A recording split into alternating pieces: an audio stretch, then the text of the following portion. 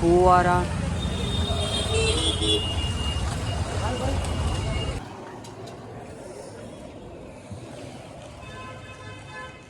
જય માતાજી બધા લોકોને, welcome back to my another blog. હું તમને દેખાડું, આ આપણું છે નાનકડું ગાર્ડન. આજે તમને પાછળ દેખાય છે નાનકડું ગાર્ડન છે. એવું જ હું તમને કેશોદની અંદર ગાર્ડન આવેલું છે એ મેં તમને બતાવેલું હતું અને પહેલાંના વ્લોગની અંદર. પણ અત્યારે હું તમને દેખાડીશ ફુવારાનું. ફુવારા એટલે અમારે અહીંથી એક એરિયો છે જે પાટાની ઓલી બાજુ કહેવાય, રેલવે સ્ટેશનની ઓલી બાજુ, જેને ફુવારો કહેવાય છે. ત્યાંનું ગાર્ડન. હવે ત્યાંના ગાર્ડનની વાત કરીએ તો ત્યાંનું ગાર્ડન એવડુંકડું છે કે એને બાલ મંદિર કહેવાય છે. બાળ મંદિર એવું કંઈક જ કહેવાય છે. આપણે તો અહીંયા બેહવાનો જ મતલબ, બીજું કંઈ છે નહીં, ફરવા જેવું છે નહીં. જોકે તમે લોકો રૂબરૂ જોશો એટલે તમને લોકોને આઈડિયા આવશે કે કેવડું મોટું ગાર્ડન છે. તો તમે બધા લોકો જોડાયેલા રહો અને જોવો આગળ આપણે કેશોદનું બીજું ગાર્ડન. ચલો ભાઈ લોક, તો મેં મારી એફઝેડને ચાલુ કરી નાખી છે, કારણ કે હવે તમને લોકોને બતાવવા જઈ રહ્યો છું આપણે કેશોદનું એવું બીજું ગાર્ડન ફુવારા ચોક ઉપર આવેલું છે. એની પહેલાં જોઈ લો, મારી એફઝેડ અત્યારે ચાલેલી છે 35,683, એટલે સમથિંગ હમણાં 36,000 જેવી ચાલી જશે. આપણે ટોટલ 3 વર્ષની માથે જ થઈ ગયા, કન્ફર્મ જ છે.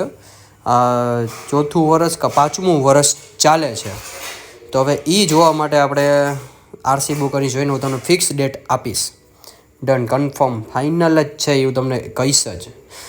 એની પહેલાં હું તમને બતાવી દઉં, આ છે મારા ઘરની સામેનો ચબૂતરો, કે જ્યાં હું સવારે પોસિબલ બને તો સવારે, બાકી તો સાંજે જ હોય કાં બપોરે હોય. એનું મેઇન રીઝન છે કે હું ઉઠતો જ નથી વહેલો.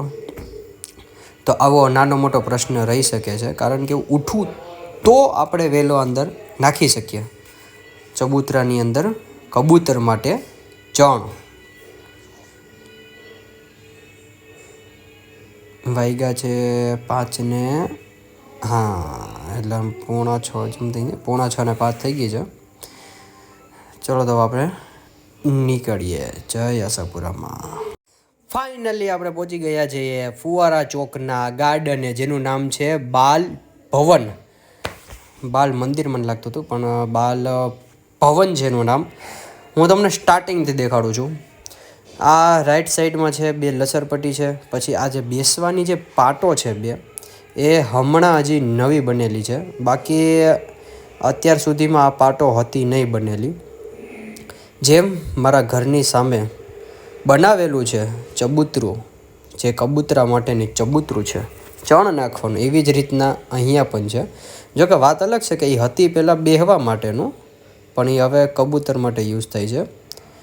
આમ જોવા જઈએ તો આ બહુ સારી વસ્તુ કહેવાય કે આની કન્ડિશન હજી હાલે છે, કે એ હાલતું હતું ચક્કર. આની કન્ડિશન તો પૂરી થઈ ગઈ છે. અહીંયા હિંચકામાં 1 અને 2 તો ગાયબ જ છે, ત્રીજું 1 છે, એટલે એકાદું હાલતું હશે. એવી રીતના એક હિંચકો ચાલુ હતો ને એક હિંચકો આખો બંધ હતો.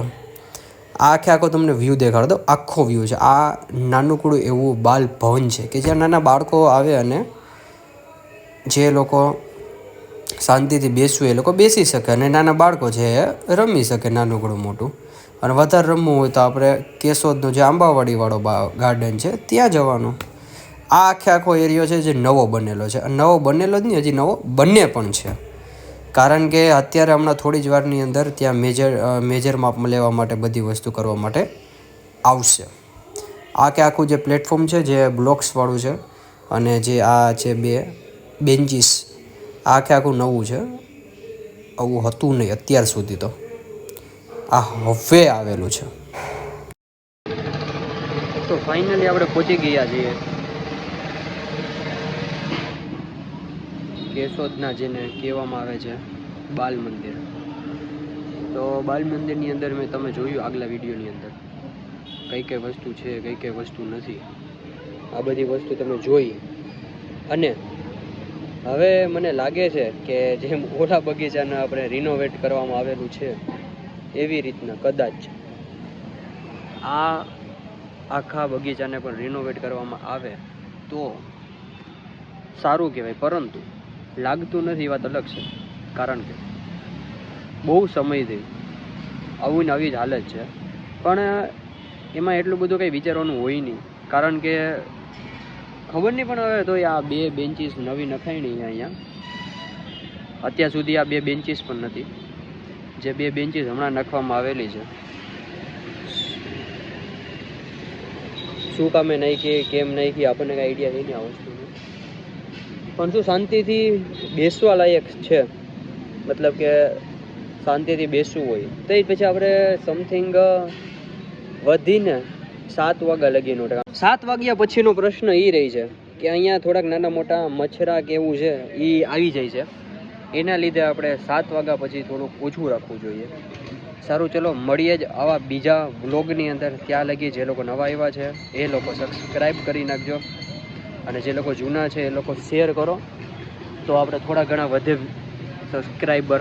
જો કે વધી તો ગયા હે, 150માંથી 159 જેવું થયું. 9 લોકો આવ્યા હે, હજી થોડાક આવી નવી રીતના વધારતા.